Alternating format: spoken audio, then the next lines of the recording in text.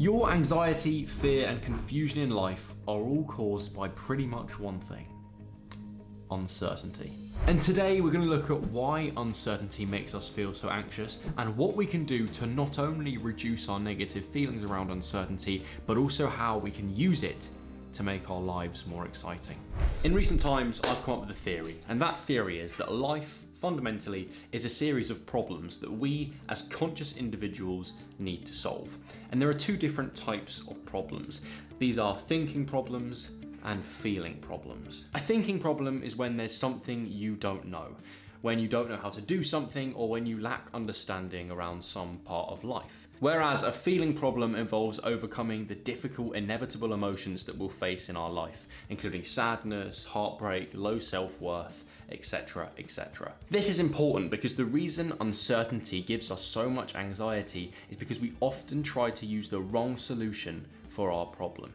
Let me explain. This study from Morris and colleagues found that we experience uncertainty in response to risk and ambiguity in our lives, and these two things are very different. For example, if I had this full deck of 52 cards and I asked you to bet on which suit the next card I pull would be, you would feel a sense of risk because from making a guess, you'd only be correct 25% of the time. However, if I had an unknown quantity of cards and an unknown number of each suit in that deck, and then I asked you to guess which card I would pull out, well, you would experience a whole lot of ambiguity because there are pretty much infinite possibilities of what cards I could pull and infinite ways that your guess could be wrong. Risk is a thinking problem because we know the stakes and we know the chance of something going wrong. But ambiguity is a feeling problem because there are infinite potential possibilities and ways that we could be wrong. And the reason I'm telling you this is because our uncertainty in life is more often than not a result of ambiguity.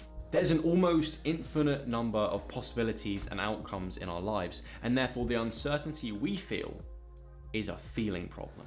And you can now see that the problem comes when we try to think our way out of uncertainty. We try to ruminate and rationalize on all the possible future outcomes. We spend hours and hours overthinking, questioning the what-if situations that we could come across in the future. People tend to tell us, just don't worry about it. But that is terrible advice, because if we could just hear that and suddenly change the way we feel, we would. But we can't.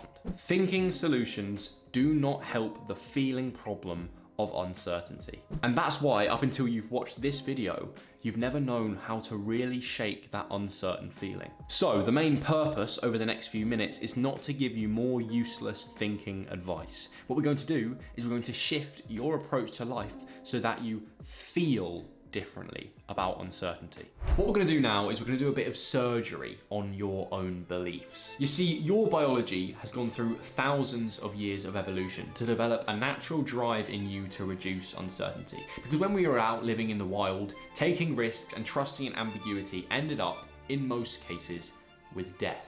And that's why deep within your psyche is a belief that you want absolute certainty in your life. But I'm here to tell you, that's not actually what you want. In my past, I struggled pretty immensely with this, showing OCD-like symptoms in just an attempt to have some kind of control over my reality. And the only thing that helped me get out of that mental state was doing this thought exercise that we're gonna do with you right now. I want you to close your eyes and for a moment, imagine that you woke up tomorrow with everything in your life that you currently want right now. For me, that looks like waking up next to a partner I love in a beautiful part of the world, able to make a living from pursuing my passions with opportunities for adventure and constant self-growth. But what you realize when you do that visualization is that if you got everything you wanted right now without the effort it would take to get there and without the level of uncertainty that it might not happen at all, then it wouldn't be valuable because you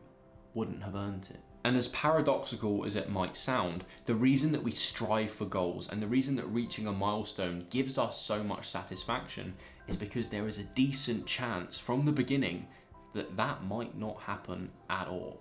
Nietzsche said, "I know of no better life purpose than to perish in attempting the great and impossible."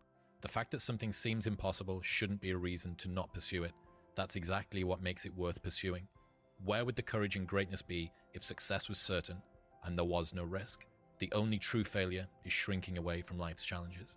If you look at all the best stories throughout human history, or all the greatest movies, you'll notice that there's a common theme. The protagonist faces a challenge of uncertainty, and if they lose, they sacrifice everything. However, if they win, it becomes the biggest victory of their lives. And in facing that challenge, the protagonist becomes more powerful than they were before, bringing good to themselves and the people around them. So if we don't want to be unbearably anxious due to uncertainty, but we also don't want complete certainty in our lives either, then what is the solution? How do we really change the way that we feel about uncertainty? And the answer that I came to for that question was found in listening to the psychology and philosophy of two great thinkers, Alan Watts and Jordan Peterson. And the underlying argument that I got from their work is that we need to let go and have an adventure.